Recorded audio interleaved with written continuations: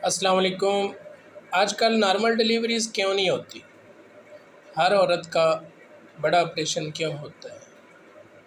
मैं हूं मलिक उमर अवान, आप देख रहे हैं बेस्ट हेल्थ एडवाइज़र। आगे बढ़ने से पहले आप सब व्यूअर से गुजारिश है कि हमारे चैनल को ज़रूर सब्सक्राइब करें और बेल आइकन को प्रेस करें ताकि हमारी आने वाली नई वीडियो तक आपकी रसाई मुमकिन हो। हालांकि आजकल जदीद तरीन अस्पताल तिब्बी सहूलियात मुयसर हैं। जब किसी खातून को उम्मीद होती है तो वह फ़ौरन किसी लेडी डॉक्टर के पास जाती है, 9 माह बाकायदगी से चेकअप करवाती है, उसकी तजवीज़ करदा अद्वियात इस्तेमाल करती है, उनकी महंगी फ़ीसें अदा करती है, मगर जब डिलीवरी का वक्त आता है तो फिर केस नॉर्मल क्यों नहीं होता? इसी पे हम बात करेंगे। वीडियो के साथ जुड़े रहिएगा, वीडियो को मुकम्मल देखिएगा, स्किप करने से आपको उसका मकसद हासिल नहीं होगा। ये एक अहम सवाल है। 9 माह मुसलसल फोलिक एसिड और कैल्शियम की गोलियां खाने और विनोफार की ड्रिप्स लगाने के बावजूद डिलीवरी के वक्त खून की मुसलसल फोलिक एसिड और कैल्शियम की गोलियां खाने और विनोफार की ड्रिप्स लगवाने के बावजूद डिलीवरी के वक्त खून की कमी क्यों हो जाती है? ये बहुत बड़ा अलमिया है, बहुत बड़ा ये मसला है जिस पे आज हम बात कर रहे हैं। उम्मीद है आप व्यूअर्स ये वीडियो मुकम्मल देखेंगे।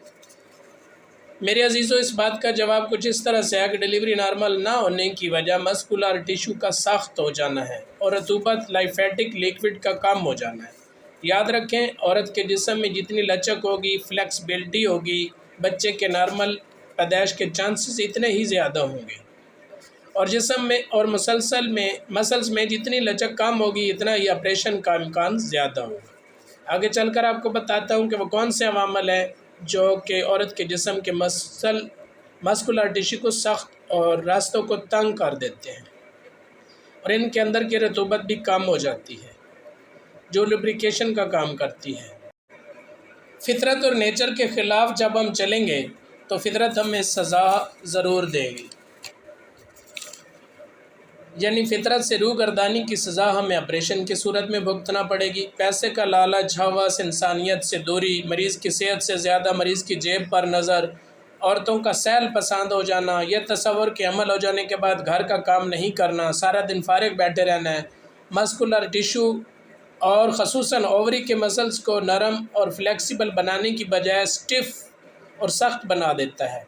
सारा दिन लेटे रहने की बजाय अगर मखसूस वर्जिश आखिरी महीनों में घर के काम किए जाएं, जैसे झाड़ू देना, डस्टिंग करना, घर की सफाई करना, इससे ओवरीज के मसल को हरकत मिलेगी, जिससे हरारत पैदा होगी और मसल नरम होंगे। खुराक में जब हम फोलिक एसिड और विनोफार की ड्रिप्स लगवाएंगे तो ये लोहा होने की वजह से जिस्म के मसल को सख्त बना देंगे, क्योंकि ये मसल्स की खुराक है जिससे रास्ते निकलने की बजाय तंग हो जाता है। अगर इसकी जगह काले चने, मुरब्बा हरीड़, मुरब्बा सेब, मुरब्बा आमला बेही, सेब, पालक, साग, कलेजी, दूध, अंडा, शहद, घी, मुनक्का, आड़ू, लौंग, दालचीनी और ज़ाफ़रान का इस्तेमाल करें तो जिस्म को कुदरती तौर पर फोलिक एसिड और आयरन मिलेगा और बच्चे ताकतवर और ख़ूबसूरत पैदा होंगे। और एक बड़ी वजह बग़ैर ज़रूरत ग्रेवी बिनान के इंजेक्शन है, यूट्रस को सख्त बना देते हैं। ग्रेवी बिनान के इंजेक्शन सिर्फ उस सूरत में कुछ लेडी डॉक्टर पहले महीने से ही ग्रेवी बिनान के इंजेक्शन शुरू करवा देती हैं, हालांकि वो इस सूरत में लगते हैं जिस औरत को इड्रा हो, जिसके बच्चे बार बार ज़ाया हो जाते हों। ग्रेवी बिनान जो है यूट्रस को सख्त कर देता है और उसके मुंह जो है मुकम्मल तौर पे क्लोज़ कर देता है और ये सिर्फ़ और सिर्फ नॉर्मल डिलीवरी को ऑपरेशन की तरफ ले जाने का हरबा होता है।